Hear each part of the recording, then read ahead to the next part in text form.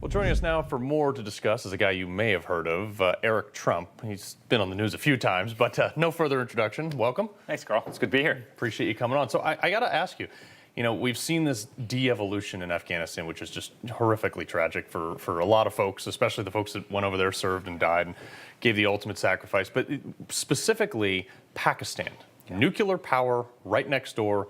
Nobody's talking about the ramifications of that. Well, I think that's right. No one's talking about Pakistan. No one's talking about the destabilization and kind of geopolitically of the whole region. This certainly emboldens Iran. All of a sudden, you have Sharia law, which are re-implementing, everywhere. That certainly plays into the hands of Iran. That means Iraq probably falls in some way, shape, or form. And all of a sudden, you really have a totally destabilized Middle East, which is incredibly scary, especially when you're talking about Pakistan, which is a nuclear power. And Carl, you know how hard I fought and we fought, and we as a family fought to see literally the world get flushed down the toilet. 20 years of war, 6,300 Americans who lost their lives over there, people you knew, $2 trillion that was spent over there, and this administration loses a country in 7 days, and by the way, embarrasses us around the world. I mean, on The Sun, which is the biggest UK newspaper today, it's literally, they're calling Biden a clown, meaning the biggest UK newspaper is literally calling the United States commander-in-chief a clown this morning, and it's horribly depressing, especially for a family like us who fought every single day to get this country on the right track, and for guys like you who, made the ultimate sacrifice going over there, and it's hard to believe how much devastation has been done in a 7-day period of time. Yeah, and I mean, that's on the back of only 7 months being in office. All he had to do was nothing. I want to ask you, your dad's off Twitter, but the Taliban's on it. I mean, what kind of message does this send for an American-based company to do that? Well, it really shows you kind of the hatred of the far left. The lens are willing to silence people, to censor people in this country. It's right.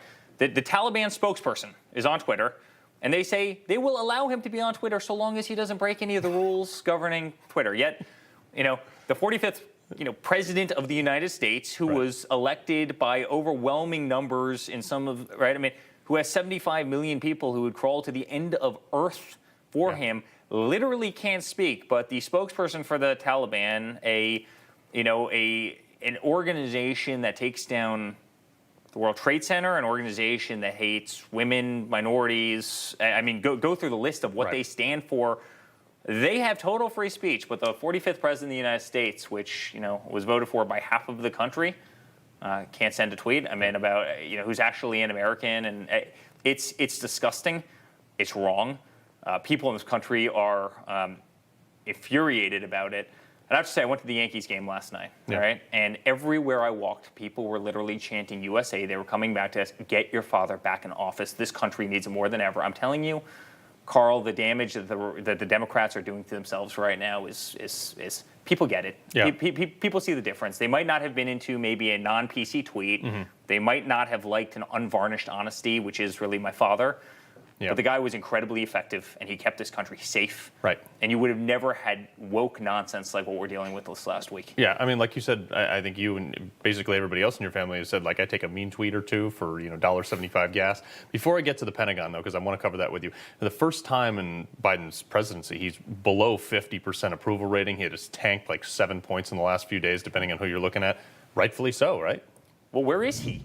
Where is he? He's at Camp David. Wonderful. Camp David's an amazing place, right? He's at Camp David. He doesn't speak to any world leaders as a country is cratering. He won't go back to the White House. He won't address this country. He's sitting there at a board table. My father would have never done that. Where he sits at literally the boardroom table at Camp David. He's wearing kind of a sloppy polo shirt. He's kind of hunched over. Where are the generals? Where is the military? They're nowhere to be found. And I do think that there's a lot of people at the Pentagon that have to be held accountable for this because, and you know this, there is no bigger 100%. Fan of the military in the world than me. Oh, yeah. But as you look at Milley talking about, I'd like to understand white rage, and then, you see years and years being dedicated into let's rename every single military installation just in case it ever offended anybody ever, right? And let's do sensitivity training. Like, how about we do more shooting and less sensitivity training? How about we build more great? We do more. They're more focused on renaming bases than they are holding Afghanistan, a country we spent $2 trillion in. Like, look, where is the priority of the leaders of our military right now? Right. And it's got to be awfully concerning for our incredible men and women in uniform that their priorities are frankly not on them, but more on kind of this woke culture that has just invaded the service. Yeah, and entertain this for a sec here, because I want to ask, imagine for a minute, your dad's in office, he's out playing golf, your press secretary, Kayleigh McEnerney, is out of office reply on her email, Mike Pence hasn't been heard from in, I don't know, 8-10 days. I mean, like, what would be the general media consensus if your father's administration did that? If the roles were flipped and my father was where Biden was right now, he would have been out of office. They literally would have figured out a way to kick him out of office. If he lost Afghanistan in a 6 to 8 period of time, if you had people sitting on wheel wells of C-17s as they're literally taxiing, down runways in Kabul, people are trying to flee the country. They're slaughtering civilians now that are just trying to flee Afghanistan. The Taliban is. Could you imagine if my father was commander-in-chief? He wouldn't be sitting there. Right. He wouldn't be sitting there. I mean, and the way the media covers up for Biden on everything. It's not just this. Look at the southern border. Yeah. Where's Kamala? Where is she? Where's the vice president of the United States? One job right now. One job. Right? Where is she? What's she doing? You have massive inflation in this country. You've got a runaway. You've got a runaway border. I mean. All of these problems are just, and the Middle East, honestly, to me, is the scariest of all of them. The border's scary. Right. But the Middle East is really scary because, again, all of a sudden you have this vacuum in the Middle East, and it's going to be filled very quickly, and it's going to be filled by people who chant death to America, as they do in Iran, as they have been over the last couple of days in Afghanistan. As you said better than anybody, and no one's talking about that, next to a nuclear power, which is Pakistan. Could you imagine if they got their hands, people who are chanting death to America, could you imagine if they got their hands on some of those weapons? We've got a real problem. Yeah, we've got a real problem. And based on the fact that we gave up all the air bases, how do we even counter that problem? I mean, you're literally walking around, having Taliban members walking around with our sniper rifles, flying our Black Hawk helicopters. They have our drones. We couldn't be stupid enough to give our adversaries sniper rifles, drones, helicopters, Humvees, tanks, but yet here in America, you and I can't have an AR-15. They want to confiscate our guns. I mean, it's unbelievable. I mean, it'd be funny if it wasn't funny.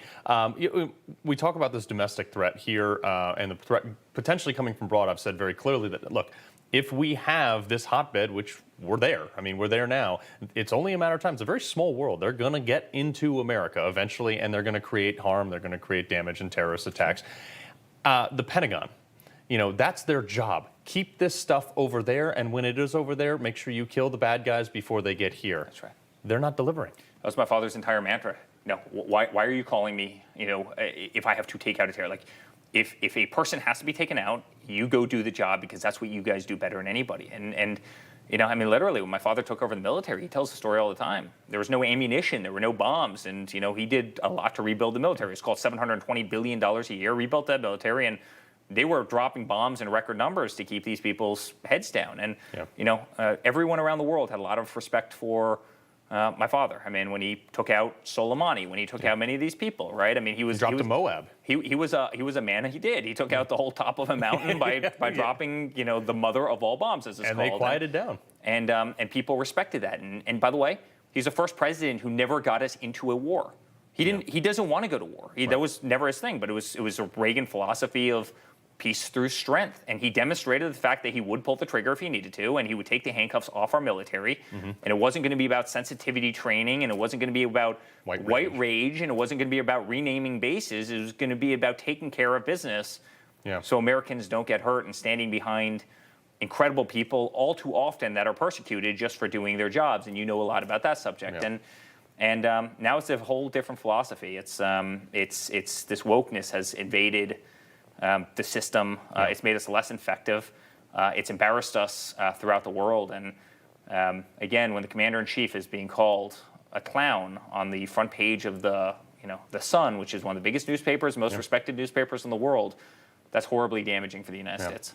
Well, I'm sure a lot of people would like to see Trump back. It was nice to have a America First president. Eric, appreciate you coming on here and dropping some bombs. Thank you very much, Carl. All right. Hey, I'm Rob Finnerty. Thanks for watching. If you enjoyed this video, please join the conversation in the comments below. Don't forget to subscribe, too. Hit the bell icon to be alerted to breaking news. And remember, there's a whole lot more on Newsmax TV, America's fastest growing cable news network. Newsmax TV, we're real news for real people.